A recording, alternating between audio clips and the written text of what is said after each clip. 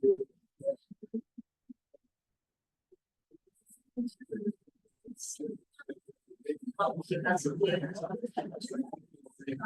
evening. If I can have your attention, please. It's 7 o'clock. We're ready to start our Harrisville City Council meeting. Welcome, everyone. We appreciate you being here tonight. Welcome to staff and council. We are excited tonight because we have an opening ceremony by Troop 724. They are going to be the Pledge of Allegiance, so I'm going to turn the time over to them.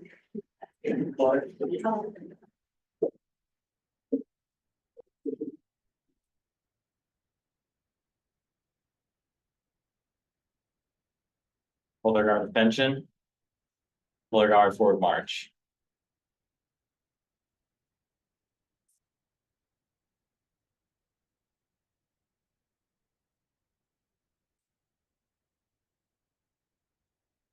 Will the audience please do the proper hand salute? Will the audience please follow me in the Pledge of Allegiance? I pledge allegiance to the flag of the United States of America and to the republic for which it stands, one nation, under God, indivisible, with liberty and justice for all. Color guard, place the colors, post colors.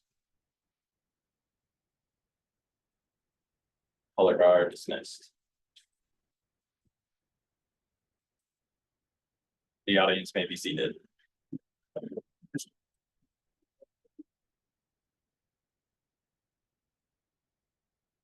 Thank you. 724. We appreciate you being here tonight. We always love it when we participate.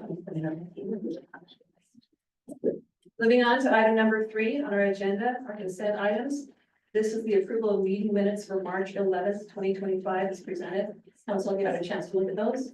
Are there any amendments? So yes, and I did send some amendments in. Do I need to read those? Yes, so they're read into the record, please. Okay.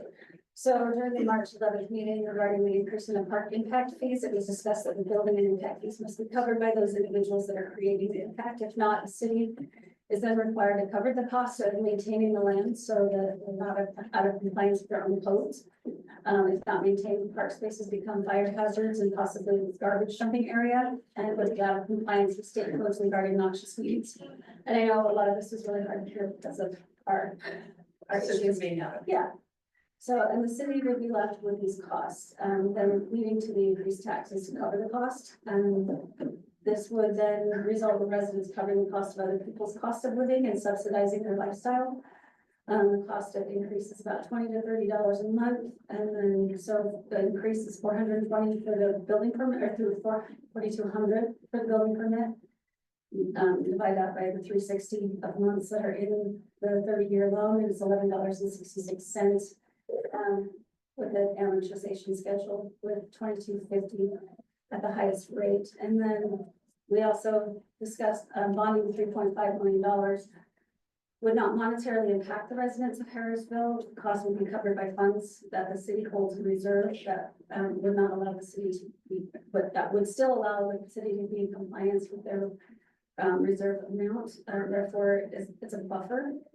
With changes to the economy, it protects the residents. It also allows the city to build the hall that it needs to meet the needs of the city and become compliant with municipal and safety building codes. So those are amendments you're asking to be made? Yes, and I sent them again so that they could. That's everybody agrees. Councilor, are you okay with those amendments to the minutes?